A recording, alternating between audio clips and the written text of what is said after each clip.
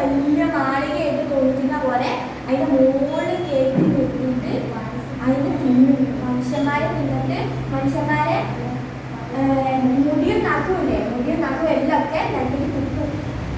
ഇങ്ങനെ കൂടുതൽ ചെയ്യാണ്. പണ്ട് ഇത് കേട്ടിട്ട് ഞാൻ ഭയങ്കരമായിട്ട് പേടിച്ചു പോയി.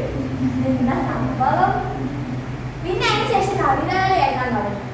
പിന്നെ കുറേ കവിതകൾ കേട്ടു. നല്ല രസങ്ങളൊക്കെ കവിതകൾ കേൾക്കലുണ്ടോ? ഏതൊക്കെ കവിതകളാണ് കേൾക്കല്?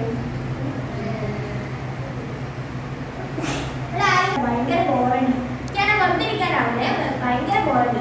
ഞാൻ എന്താക്കി, ഒരു മുളകിന്റെ തൈ കൊണ്ടുപോകും. അല്ല, മുളകിന്റെ മുളകിന്റെ വിത്ത് കൊണ്ടുവന്നിട്ട് അത് കുഴിച്ചിട്ടു. കുഴിച്ചിട്ട് എന്താ ചെയ്തത്? ഒരു 5-6 ദിവസമായി ഇങ്ങനെ വെള്ളം ഒഴിച്ചു കൊടുക്കും. വെള്ളം ഒഴിച്ചു കൊടുക്കും, ഡേറ്റ് എടുക്കും. ഇന്ന് ഞാൻ എൻ്റെ മുളകിന്റെ വെള്ളം ഒഴിച്ച് കൊടുത്തു. കുറച്ച് കഴിയുമ്പോൾ അതിന് മുള വന്നു.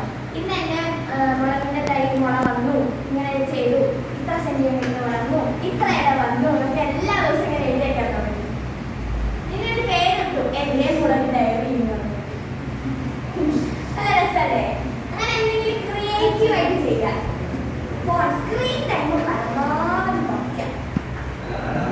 സ്ക്രീൻ ടൈമിന്റെ പ്രശ്നം എന്താണെന്ന് വെച്ചാൽ നമ്മുടെ കണ്ണ്, നമ്മുടെ ശരീരത്തിൽ ഏറ്റവും സെൻസിറ്റീവ് ആയിട്ടുള്ള ഓർഗനാണ് നമ്മുടെ കണ്ണ്, അല്ലേ? കുറച്ച് കഴിഞ്ഞാൽ കണ്ണ് ഞാൻ ചൊറിയാൻ തുടങ്ങും സ്ക്രീൻ ടൈം കൂടിയാൽ. രാത്രി ഉറങ്ങുമ്പോൾ പിന്നെക്കൊണ്ടിരിക്കും കണ്ണ്. രാത്രി ഫോൺ കാണാനുണ്ടോ? രാത്രി കാണാൻ ഒന്നാമത് ഇരുട്ട്.